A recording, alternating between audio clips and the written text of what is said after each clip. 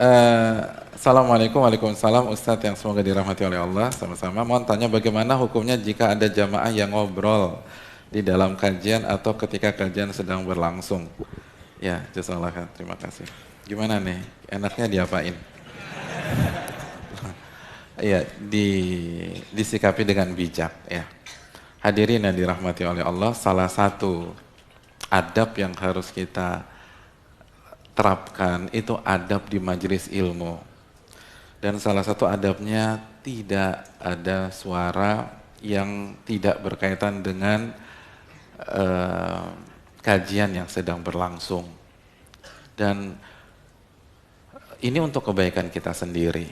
Karena kalau kita ngobrol fatal loh akibatnya. Fatal.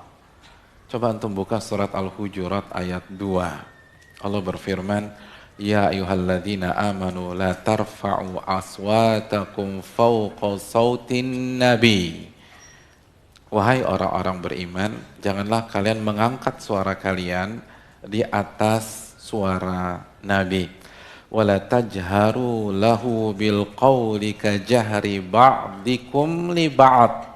Dan jangan kalian menjaharkan suara kalian seperti kan lagi ngomong dengan teman-teman kalian begitu aja. Hadirin, antum catat baik-baik penjelasan Al-Imam Qurtubi dan sebagian para ulama yang lain. Ayat ini ketika Nabi SAW telah wafat, maka artinya hadis beliau atau ajaran beliau. Janganlah kalian mengangkat suara kalian ketika di hadapan hadis beliau, di hadapan hadis yang sedang dikaji, dibacakan, dipelajari, nggak boleh. Dan jangan kalian mengangkat suara ngobrol di antara kalian, nggak boleh itu. Haram hukumnya, dosa. Dan yang lebih fatal lagi, apa closing statement dari ayat tersebut? Antahbata a'malukum wa antum la tash'urun. Dikhawatirkan amal ibadah kalian hancur. Dan kalian nggak merasa, fine-fine aja tuh. Pulang kayaknya bawa pahala. Tetap ketawa pas pulang melewati pintu keluar masjid. Padahal kata Allah, hancur tuh amal ibadah. Kenapa hancur? Kenapa separah ini? Antum bisa cek di tafsir Ibnu Katsir.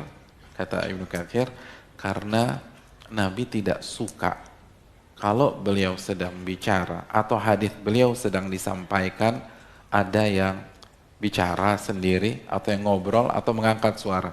Dan itu fitrah. Siapa yang suka kalau kita sedang bicara terus ada yang ngobrol di depan kita? Nggak ada yang suka. Nabi juga nggak suka. Dan Nabi marah.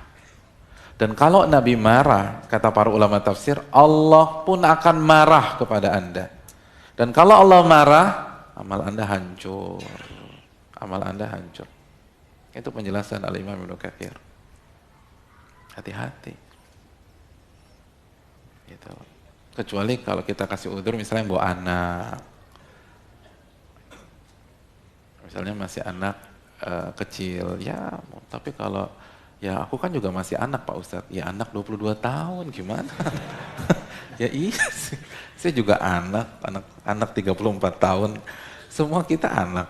Tapi maksudnya anak-anak kecil yang nggak ngerti kasih udzur, tapi kalau udah dewasa, apalagi kita sudah berpenampilan yang sesuai dengan sunnah, maka duduk di majelisnya harus dengan sunnah juga.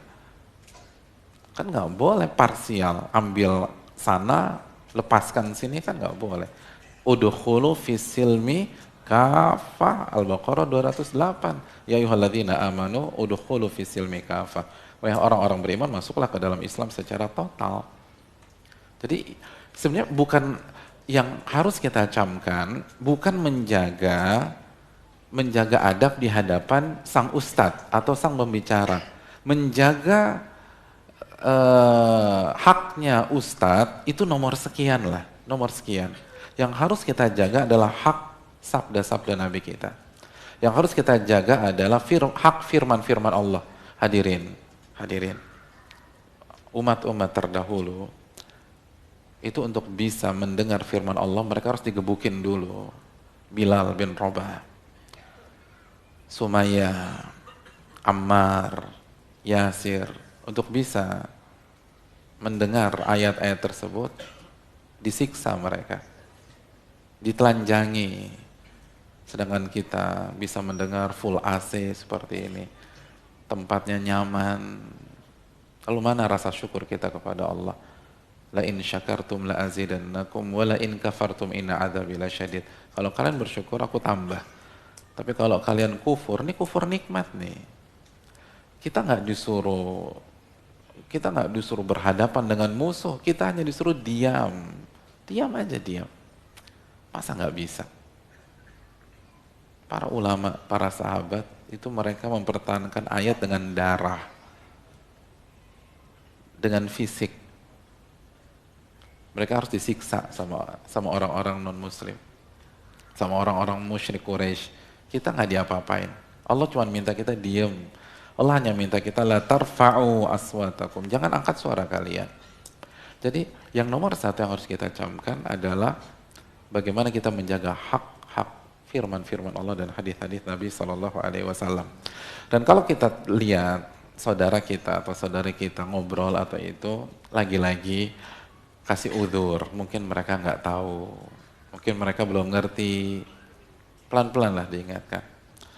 Dan masih syukur, masih mau datang. Kan, sebagian ulama akan mengatakan al-ajab yang mengherankan itu bukan kebenaran.